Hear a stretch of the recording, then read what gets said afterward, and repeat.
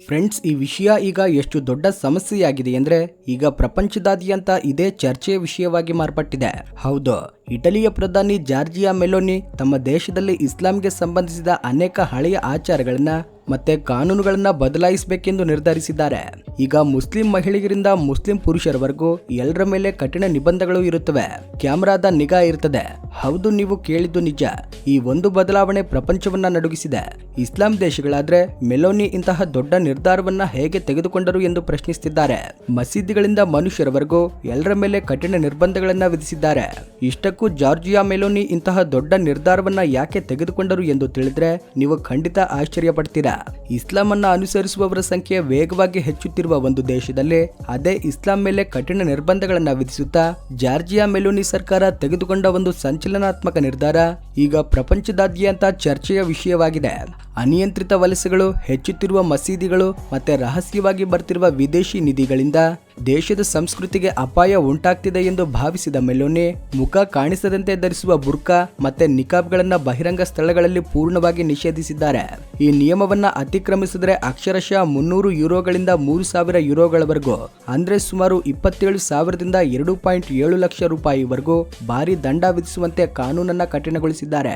ಇಷ್ಟೇ ಅಲ್ಲದೆ ಮತ ಸಂಸ್ಥೆಗಳ ಫಂಡಿಂಗ್ ಮತ್ತೆ ಬಲವಂತದ ವಿವಾಹಗಳ ಮೇಲೆ ಉಕ್ಕಿನ ಹೆಜ್ಜೆ ಹಾಕಿದ್ದಾರೆ. ಇಷ್ಟಕ್ಕೂ ಮೆಲೋನಿ ತೆಗೆದುಕೊಂಡ ಈ ಧೈರ್ಯಶಾಲಿ ನಿರ್ಧಾರದ ಹಿಂದಿರುವ ಅಸಲಿ ಕಾರಣಗಳು ಯಾವುವು ಮತ್ತೆ ನಮ್ಮ ಭಾರತದಲ್ಲಿ ನಡೆಯುತ್ತಿರುವ ಬದಲಾವಣೆಗಳಿಗೆ ಇದಕ್ಕಿರುವ ಹೋಲಿಕೆಗಳು ಯಾವುವು? ಪ್ರತಿ ವಿಷಯವನ್ನ ಈ ವಿಡಿಯೋದಲ್ಲಿ ವಿವರವಾಗಿ ತಿಳ್ಕೊಳ್ಳೋಣ. ಇದರಿಂದ ಕೊನೆಯವರೆಗೂ ವಿಡಿಯೋ ನೋಡಿ. ಜಾರ್ಜಿಯಾ ಮೆಲೋನಿ ಇಟಲಿಯ ಪ್ರಸ್ತುತ ಪ್ರಧಾನಮಂತ್ರಿ ಮತ್ತೆ ಒಂದು ಬಲವಾದ ರೈಟ್ ವಿಂಗ್ ನಾಯಕಿಯಾಗಿ ಹೆಸರು ಪಡೆದಿದ್ದಾರೆ. ಇವರು ಬ್ರದರ್ಸ್ ಆಫ್ ಇಟಲಿ ಪಕ್ಷದ ನಾಯಕಿ. ಈ ಪಕ್ಷ ಜಾತೀಯತೆ, ಸಾಂಪ್ರದಾಯಿಕ ಮೌಲ್ಯಗಳು ಮತ್ತೆ ಕಠಿಣ ವಲಸೆ ನೀತಿಗಳಿಗೆ ಪ್ರಸಿದ್ಧ. 2022ರಲ್ಲಿ ಜಾರ್ಜಿಯಾ ಮೆಲೋನಿ ಇಟಲಿಗೆ ಮೊದಲ ಮಹಿಳಾ ಪ್ರಧಾನಮಂತ್ರಿಯಾದರು. ಇದಾದ ನಂತರ ಅವರು ಅಂತಾರಾಷ್ಟ್ರೀಯ ಗುರುತಿಸುವಿಕೆ ಮತ್ತೆ ಪ್ರಭಾವ ಬಹಳ ಹೆಚ್ಚಾಗುತ್ತೆ. ಜಾರ್ಜಿಯಾ ಮೆಲೋನಿ ತಮ್ಮ ಧೈರ್ಯಶಾಲಿ ಪ್ರಕಟಣೆಗಳು ಮತ್ತೆ ನೀತಿಗಳಿಂದ ಪದೇ ಪದೇ ಸುದ್ದಿಯಲ್ಲಿರ್ತಾರೆ. ಮುಖ್ಯವಾಗಿ ವಲಸೆಗಳ ವಿಷಯದಲ್ಲಿ ಅವರ ವೈಖರಿ ಬಹಳ ಕಠಿಣವಾಗಿರುತ್ತದೆ. ಯುರೋಪ್ನ ಗಡಿಗಳನ್ನು ಸುರಕ್ಷಿತಗೊಳಿಸಬೇಕು, ತಮ್ಮ ದೇಶದ ಸಾಂಸ್ಕೃತಿಕ ಗುರುತನ್ನ ಕಾಪಾಡಿಕೊಳ್ಬೇಕು ಎಂದು ಬಲವಾಗಿ ನಂಬುವ ಜಾರ್ಜಿಯಾ ಮೆಲೋನಿ ಹಲವು ಸಂದರ್ಭಗಳಲ್ಲಿ ಇಸ್ಲಾಂ ಮೇಲೆ ಮಾಡಿದ ವ್ಯಾಖ್ಯಾನಗಳಿಂದ ಇಸ್ಲಾಂ ವಿರೋಧಿಯಾಗಿ ಗುರುತಿಸಿಕೊಂಡಿದ್ದಾರೆ. ಆದ್ರೆ ಅವರು ತನ್ನನ್ನ ತಾನು ಇಸ್ಲಾಮೋಫೋಬಿಯಾ ಇರುವ ವ್ಯಕ್ತಿಯಾಗಿ ಭಾವಿಸಿದ್ದರು. ದೇಶದ ಪ್ರಯೋಜನಗಳ ದೃಷ್ಟಿಯಿಂದ ತಾವು ತೆಗೆದುಕೊಳ್ಳುವ ನಿರ್ಧಾರಗಳಿಗೆ ಬದ್ಧನಾಗಿರ್ತೇನೆ ಎಂದು ಸ್ಪಷ್ಟಪಡಿಸುತ್ತಾರೆ. ಇತ್ತೀಚೆಗೆ ವೇಗವಾಗಿ ಹೆಚ್ಚುತ್ತಿರುವ ಮುಸ್ಲಿಂ ಜನಸಂಖ್ಯೆಯತ್ತ ಗಮನ ಹರಿಸಿದ ಅವರು ದೇಶ ರಕ್ಷಣೆಗಾಗಿ ಮತ್ತೆ ದೇಶದ ಅಸ್ತಿತ್ವವನ್ನ ಕಾಪಾಡಿಕೊಳ್ಳಲು ವಿಶೇಷ ಯೋಜನೆಗಳೊಂದಿಗೆ ಮುಂದುವರಿಯುತ್ತಿದ್ದಾರೆ. ಅದಕ್ಕಾಗಿಯೇ ತಮ್ಮ ದೇಶದಲ್ಲಿ ಇಸ್ಲಾಂಗೆ ಸಂಬಂಧಿಸಿದ ಅನೇಕ ಹಳೆಯ ಆಚಾರಗಳು ಮತ್ತೆ ಕಾನೂನುಗಳನ್ನ ಬದಲಾಯಿಸಬೇಕೆಂದು ನಿರ್ಧರಿಸಿದ್ದಾರೆ. ಇನ್ಮುಂದೆ ಮುಸ್ಲಿಂ ಮಹಿಳೆಯರು ಬಹಿರಂಗ ಸ್ಥಳಗಳಲ್ಲಿ ಬುರ್ಕಾ ಅಥವಾ ನಿಖಾಬ್ ಧರಿಸಲಾರರು. ಯಾರಾದ್ರೂ ಧರಿಸಿದ್ರೆ ಭಾರಿ ದಂಡ ವಿಧಿಸುತ್ತಾರೆ. ಇಷ್ಟೇ ಅಲ್ಲದೆ ಮಸೀದಿಗಳ ನಿಧಿಗಳ ಮೇಲೂ ಕಠಿಣ ನಿಗಾ ಇರುತ್ತದೆ. ಬಲವಂತದ ವಿವಾಹಗಳು ಮತ್ತೆ ವರ್ಜಿನಿಟಿ ಟೆಸ್ಟ್ ನಂತಹ ಆಚಾರಗಳ ಮೇಲೂ ಹೊಸ ಕಠಿಣ ನಿಯಮಗಳು ಬಂದಿವೆ. ಈ ನಿರ್ಧಾರ ಇಟಲಿಯ ರೈಟ್ ವಿಂಗ್ ಪಾರ್ಟಿಯಾದ ಬ್ರದರ್ಸ್ ಆಫ್ ಇಟಲಿಯಿಂದ ಬಂದಿದೆ. ಇದು ಮೆಲೋನಿ ಅವರ ಪಕ್ಷವೇ. ಪಾರ್ಲಿಮೆಂಟ್ ಅಲ್ಲಿ ಈ ಬಿಲ್ ಅನ್ನ ಪರಿಚಯಿಸಲಾಗಿದೆ. ಇಟಲಿ ತನ್ನ ಮೌಲ್ಯಗಳನ್ನ ಕಾಪಾಡಬೇಕು ಎಂದು ಮೆಲೋನಿ ಯಾವಾಗಲೂ ಹೇಳ್ತಾನೆ ಇರ್ತಾರೆ. ವಲಸೆಗಳನ್ನ ನಿಯಂತ್ರಿಸೋದು, ಭದ್ರತೆಯನ್ನ ಹೆಚ್ಚಿಸೋದು ಮತ್ತೆ ಸೆಪರೇಟಿಸಂ ಅನ್ನ ತಡೆಯುವುದರ ಮೇಲೆ ಅವರು ಆಸಕ್ತಿ ತೋರುತ್ತಾರೆ. ಅವರ ಅಭಿಪ್ರಾಯದ ಪ್ರಕಾರ ಕೆಲ ವರ್ಗಗಳು ಇಟಲಿ ಸಂಸ್ಕೃತಿಯನ್ನ ಅನುಸರಿಸದೆ ತಮ್ಮದೇ ಆದ ಒಂದು ವಿಶೇಷ ಪ್ರಪಂಚವನ್ನ ಸೃಷ್ಟಿಸಿಕೊಳ್ತಿದ್ದಾರೆ. ಈ ಆಲೋಚನೆಯೊಂದಿಗೇನೆ ಈ ಹೊಸ ಬಿಲ್ ತರಲಾಗಿದೆ. ಬುರ್ಕಾ ನಿಷೇಧ ಎನ್ನುವುದು ಬಹಳ ದೊಡ್ಡ ವಿಷಯ. ಇದನ್ನ ಜಾರ್ಜಿಯಾ ಬಹಳ ಸುಲಭವಾಗಿ ಅನುಷ್ಠಾನಗೊಳಿಸಿದ್ದಾರೆ. ಜನರ ಭದ್ರತೆಗಾಗಿ ಶಾಲೆಗಳಲ್ಲಿ, ಆಫೀಸ್ಗಳಲ್ಲಿ ಮತ್ತೆ ರಸ್ತೆಗಳ ಮೇಲೆ ಯಾರಾದ್ರೂ ಸರಿ, ಯಾರನ್ನಾದ್ರೂ ಸರಿ ಸುಲಭವಾಗಿ ಗುರುತಿಸುವಂತೆ ಇರಬೇಕು ಎನ್ನುವುದು ಈ ಕಾನೂನಿನ ಹಿಂದೆ ಇರುವ ಮುಖ್ಯ ಉದ್ದೇಶ. ಶರೀರವನ್ನ ಸಂಪೂರ್ಣವಾಗಿ ಮುಚ್ಚುವ, ಕಣ್ಣುಗಳ ಬಳಿ ಕೇವಲ ಜಾಲಿ ಇರುವ ಬುರ್ಕಾ ಆಗಿರ್ಲಿ, ಮುಖವನ್ನ ಮಾತ್ರ ಮುಚ್ಚಿ ಕಣ್ಣುಗಳು ಕಾಣುವ ನಿಕಾಬ್ ಆಗಿರ್ಲಿ ಇನ್ಮುಂದೆ ಇಟಲಿ ಬೀದಿಗಳಲ್ಲಿ ಕಾಣಬಾರದು ಎಂದು ಮೆಲೋನಿ ಸರ್ಕಾರ ಸ್ಪಷ್ಟಪಡಿಸಿದೆ. ಒಂದು ರೀತಿಯಲ್ಲಿ ಹೇಳೋದಾದ್ರೆ ಸೆಕ್ಯೂರಿಟಿಗಾಗಿ ಮುಖವನ್ನ ಮುಚ್ಚುವುದು ಸಾಧ್ಯವಿಲ್ಲ ಎಂದು ಸರ್ಕಾರ ತೀರ್ಮಾನಿಸಿದೆ. ಈ ಕಾನೂನನ್ನ ಕಠಿಣಗೊಳಿಸುವುದರ ಜೊತೆಗೆ ಮತ ಸಂಸ್ಥೆಗಳ ಫಂಡಿಂಗ್ ಮತ್ತೆ ಬಲವಂತದ ವಿವಾಹಗಳ ಮೇಲೆ ಒಕ್ಕಿನ ಹೆಜ್ಜೆ ಹಾಕಿದೆ. ನಿಯಮ ನಿಬಂಧನೆಗಳನ್ನ ಕಟ್ಟುನಿಟ್ಟಾಗಿ ಅನುಷ್ಠಾನಗೊಳಿಸುವುದರೊಂದಿಗೆ ಮೆಲೋನಿ ಸರ್ಕಾರ ಸಂಸ್ಕೃತಿ ಮತ್ತೆ ದೇಶದ ಐಕ್ಯತೆ ಮೇಲೂ ಕಠಿಣ ನಿರ್ಧಾರಗಳನ್ನ ತೆಗೆದುಕೊಳ್ತಿದೆ. ಅದು ಜಾತಿಯ ಸಂಪನ್ಮೂಲಗಳ ರಕ್ಷಣೆಯಾಗಿರಲಿ, ಮತ ಸ್ವಾತಂತ್ರ್ಯದ ಹೆಸರಿನಲ್ಲಿರಲಿ, ನಿಧಿಗಳ ವಿಷಯದಲ್ಲಿ ಪಾರದರ್ಶಕತೆ ಇರಬೇಕು ಎಂದು ಪಟ್ಟು ಹಿಡಿದಿದೆ. ಅಂದರೆ ಮತ ಸ್ವೇಚ್ಛೆಯನ್ನ ಗೌರವಿಸ್ತೇವೆ, ಆದರೆ ಪಾರದರ್ಶಕತೆ ಇಲ್ಲದ ನಿಧಿಗಳು ಮತ್ತೆ ಸಂವಿಧಾನಕ್ಕೆ ವಿರುದ್ಧವಾದ ವಿಧಾನಗಳಿಗೆ ಜಾಗ ಇಲ್ಲ ಎಂದು ಮೆಲೋನಿ ಈ ಯೋಜನೆಯಲ್ಲಿ ಅನುಷ್ಠಾನಗೊಳಿಸಿದ್ದಾರೆ. ಹಾಗೇನೆ ಮೆಲೋನಿ ಸರ್ಕಾರ ಕೇವಲ ವಸ್ತ್ರಧಾರಣೆಯ ಮೇಲೆ ಮಾತ್ರವಲ್ಲ, ಹೊರದೇಶಗಳಿಂದ ಬರೋ ರಾಡಿಕಲ್ ನಿಧಿಗಳ ಮೇಲೂ ಉಕ್ಕಿನ ಹೆಜ್ಜೆ ಹಾಕಿದ್ದಾರೆ.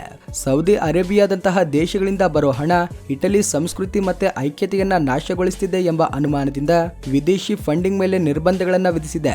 ಇನ್ನು ಮಹಿಳಾ ಹಕ್ಕುಗಳ ವಿಷಯದಲ್ಲಿ ರಾಜಿ ಮಾಡಿಕೊಳ್ಳದೆ ಮತಪರ ಒತ್ತಡದೊಂದಿಗೆ ಮಾಡುವ ಬಲವಂತದ ವಿವಾಹಗಳನ್ನ ತೀವ್ರ ಅಪರಾಧವಾಗಿ ಪರಿಗಣಿಸಿ ಕಠಿಣ ಶಿಕ್ಷೆಗಳನ್ನ ಖಚಿತಪಡಿಸಿದ್ದಾರೆ.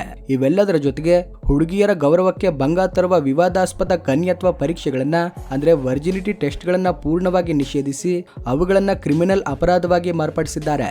ಒಂದೇ ಮಾತಲ್ಲಿ ಹೇಳೋದಾದ್ರೆ ಮತವಿಶ್ವಾಸಗಳಿಂದ ದೇಶದ ಭದ್ರತೆ, ಮಹಿಳೆಯರ ಹಕ್ಕುಗಳೇ ಸುಪ್ರೀಂ ಎಂದು ಮೆಲೋನಿ ಸರ್ಕಾರ ಸ್ಪಷ್ಟಪಡಿಸಿದೆ.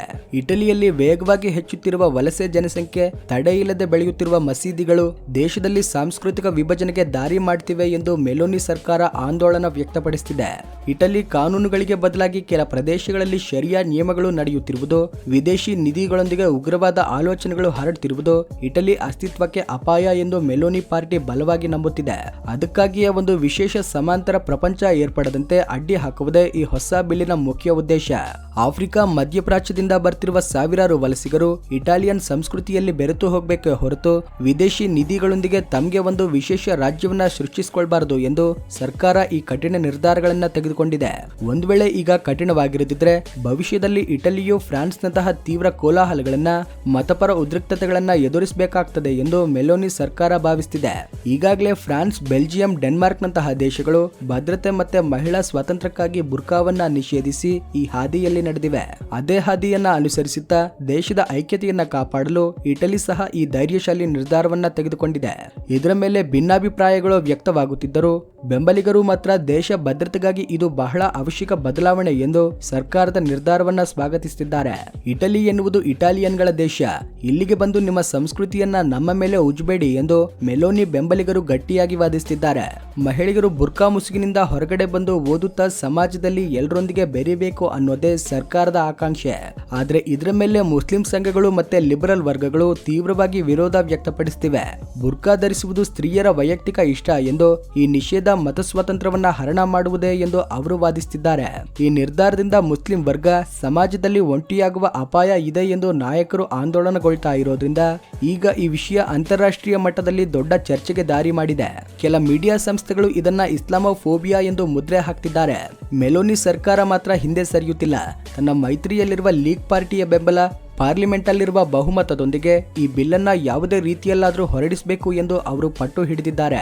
ಆದ್ರೆ ಈ ಬದಲಾವಣೆ ನೇರವಾಗಿ ಮುಸ್ಲಿಂ ಮಹಿಳೆಯರ ದೈನಂದಿನ ಜೀವನದ ಮೇಲೆ ದೊಡ್ಡ ಪ್ರಭಾವವನ್ನ ಬೀರುತ್ತದೆ. ನಿನ್ನೆಯವರೆಗೆ ಬುರ್ಕಾ ಧರಿಸಿ ಸ್ವತಂತ್ರವಾಗಿ ಮಾರ್ಕೆಟ್ಗೆ ಅಥವಾ ಶಾಲೆಗೆ ಹೋಗ್ತಿದ್ದ ಮಹಿಳೆಯರು ಇನ್ಮುಂದೆ ತಪ್ಪಿಸಿಕೊಳ್ಳಲಾಗದಂತೆ ಮುಖ ತೋರಿಸಬೇಕಾಗ್ತದೆ. ಕೆಲ ಮಹಿಳೆಯರು ಇದನ್ನ ಹಳೆಯ ಸಂಪ್ರದಾಯಗಳಿಂದ ದೊರೆತ ವಿಮುಕ್ತಿಯಾಗಿ ಭಾವಿಸಿ ಸಂತೋಷ ಪಡ್ತಿದ್ರೆ, ಮತ್ತೆ ಕೆಲವರು ತಮ್ಮ ಮತಪರ ಹಕ್ಕನ್ನ ಕಳೆದುಕೊಳ್ತಿದ್ದೇವೆ ಎಂದು ಆವೇದನೆ ವ್ಯಕ್ತಪಡಿಸುತ್ತಿದ್ದಾರೆ. ಒಂದೇ ಮಾತಲ್ಲಿ ಹೇಳೋದಾದ್ರೆ ಕಾನೂನು ಅನುಷ್ಠಾನಕ್ಕೆ ಬಂದ್ರೆ ಇಟಲಿ ಬೀದಿಗಳಲ್ಲಿ ಒಂದು ಹೊಸ ಸಾಮಾಜಿಕ ಚಿತ್ರ ಕಾಣಿಸಬಹುದು. ಸರ್ಕಾರದ ತರ್ಕದ ಪ್ರಕಾರ ಮತ ಸ್ವಾತಂತ್ರ್ಯಕ್ಕಿಂತ ದೇಶದ ಭದ್ರತೆ, ಸಾಮಾಜಿಕ ಸಮಾನತೆಯ ಮುಖ್ಯ. ನಿಜವಾಗಿಯೂ ಇದು ಕೇವಲ ಇಟಲಿಯ ಸಮಸ್ಯೆ ಮಾತ್ರವಲ್ಲ, ಪ್ರಸ್ತುತ ಯುರೋಪ್ನಲ್ಲೆಲ್ಲ ರೈಟ್ ವಿಂಗ್ ನಾಯಕರ ಹವಾ ಹೆಚ್ಚುತ್ತಿದೆ. ನೆದರ್ಲ್ಯಾಂಡ್, ಸ್ವೀಡನ್, ಜರ್ಮನಿಯಂತಹ ದೇಶಗಳಲ್ಲೂ ನಿಯಂತ್ರಣವಿಲ್ಲದ ವಲಸೆಗಳಿಂದ ಸ್ಥಳೀಯ ಸಂಸ್ಕೃತಿ ಹಾಳಾಗ್ತಿದೆ, ಅಪರಾಧಗಳು ಹೆಚ್ಚುತ್ತಿವೆ ಎಂದು ಜನರು ಧ್ವನಿ ಎತ್ತುತ್ತಿದ್ದಾರೆ.